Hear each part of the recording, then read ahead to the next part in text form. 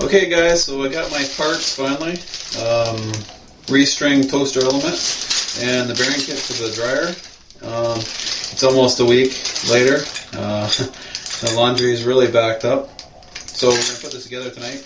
This cost me $31 and this was $36. But we had a big hassle on getting it. The only thing I can say is you're better off dealing with a bigger company that stocks all these parts and not fool around, because what happens is the little guys don't stock all the parts, and if you don't take the part with you when you go to order, what happened is last week they had the rear bearing for this dryer and they didn't have the toaster element, so I said I'd come back and I take the bearing later when I got the toaster element, but so in the meantime they went and sold this or installed it into some other machine, and all I had was a toaster element. So I took this and then finally got this back. But, okay, that's the gist of it. Let's put her back together.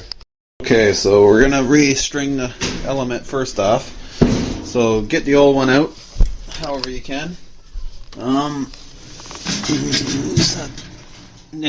Double check to make sure no one plugged it in first before you go and grabbing wires like I just did. Because you never know. And it's still unplugged. So. Okay. So, yeah, there's insulators in here. You just have to watch. Now, go ahead and unplug the wires. Yeah, something like that. Anyway, get rid of the old element. These things just turn and pull out. You can see how brittle that was. Turn and pull out, and pull out, turn and pull out, all the way around. Just like that. This isn't hard work. Make sure you don't get any pieces on the bottom. Now the wife give this a good vacuum out. Looks like you should get the blowgun in there and blow that motor out, but yeah, get rid of the old element first. This isn't hard work. Once you've done one, don't do that. Okay, rid of the old crap out of here. Okay. We're going to unplug these carefully from here. And I'm not sure how these come out. Looks like it unscrews there. Okay. You need to go ahead and remove this porcelain block because these will not come out. So there's a 1/4 inch screw going from that way. Remove it. Okay. You won't pull the element plugs out of this porcelain block because, if you get a clear shot of this, way up here. The little tabs are folded over underneath. It's kind of awkward to get at. So I just went ahead and broke the wires off the end. They're really brittle. So we'll install the new one now and restring it. First thing you do is go ahead and put these porcelain things back in the backing plate. And they send you a couple extra in case you break it. So you put them through those holes like that and just turn it so it's even like that. All the way around. I won't bore you with seeing me do them all. Make sure they're in good shape. Okay, with those installed all the way around except that one, I might put that one in, last one at the end. I'm going to go ahead and push the coil in. You see the way the ends are facing? Try to make it, put it on so they're facing like that, I guess. And then we'll go from there. Okay, string it up first. Okay, we're going to see how this works. I was concerned about time, maybe 10 minutes, but I think yeah, it goes over, oh well. I might have to readjust how much this I have. I hope I'm not in your way. I need about that much out.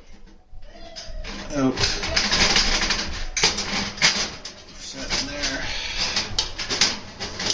It's kind of a pain to push them through.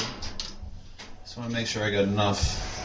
Well, the way I'm going to start is start both ends first. Make sure we have enough. That way I can judge how much I can have to stretch it and make it fit.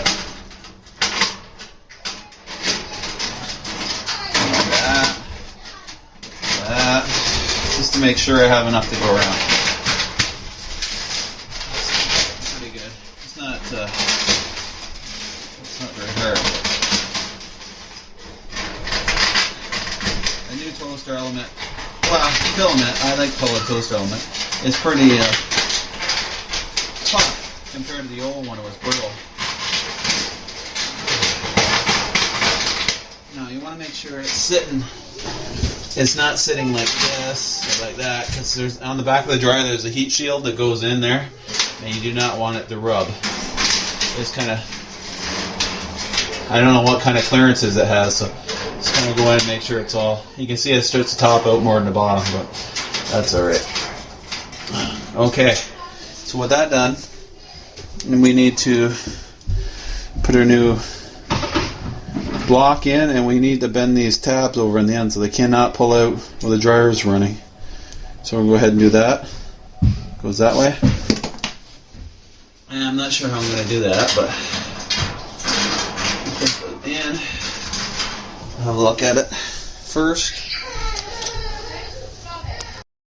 So with a pair of pliers, you can't see this very good.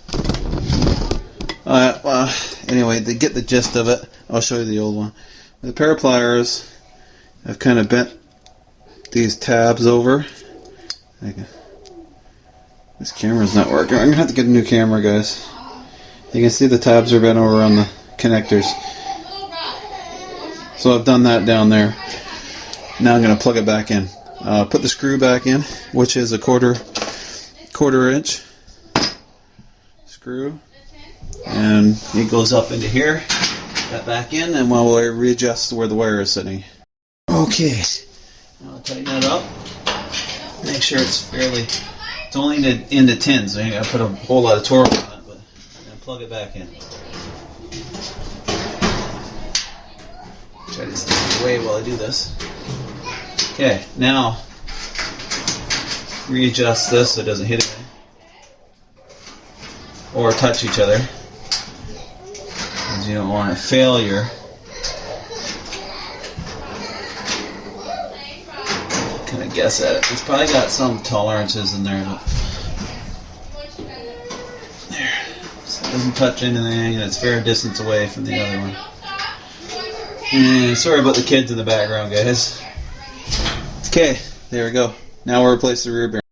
Okay, guys, I don't know if this helps or not, but anyway, these screws are 8mm or 5/16. And take those out. Try to stay out of your way here so you can see what's going on.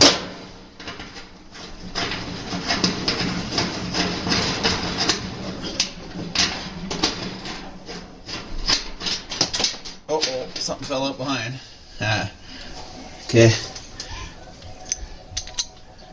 And you can see how badly wore out this thing was. It's just a plastic piece. When you buy these dryers, they don't tell you have to have them greased every 18 months to a year, to 24 months. You're best to do it every year. It's just a plastic piece, steel. Okay. Okay, all this is a plastic neoprene, plastic bushing. Then the ball dryer has on the drum has a ball that goes into it. It hooks in and keeps them from walking around, which is kind of stupid. But you can see the grooves in the bottom for grease. We'll make sure we pack it all in there. And then it's got a bearing that goes in the back for end play, like that, which is kind of dumb. But anyway, we'll put it all together. Okay, so pack the high temperature lubricant. You can make that out. Put it all in there. Every last drop. Okay, as you can see, I packed a right full of grease. When you think you have enough, put more. So, and now on the back side, there's a bearing, little ball bearing goes in. Now, put grease on the back side of that so it stays there. Okay, on the back side of the dryer, you have to put this little tip to hold it in, and that takes care of the end plate. That screws in there, so you're gonna have to have two hands, and one hand behind hold it, and the other hand put it in. Try to show you this. Now keeping it tipped like this until I get over here. There's a little slot that fits in the back. And then put it through. Don't tip it yet. Like so.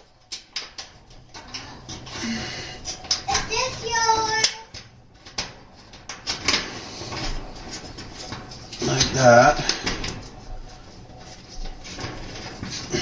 Make sure the ball bearing doesn't fall out. And like that. Now it's got it. Now tighten it up with your ratchet.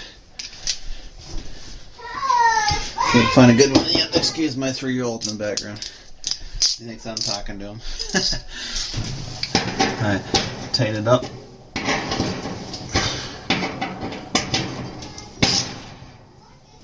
Fairly snug.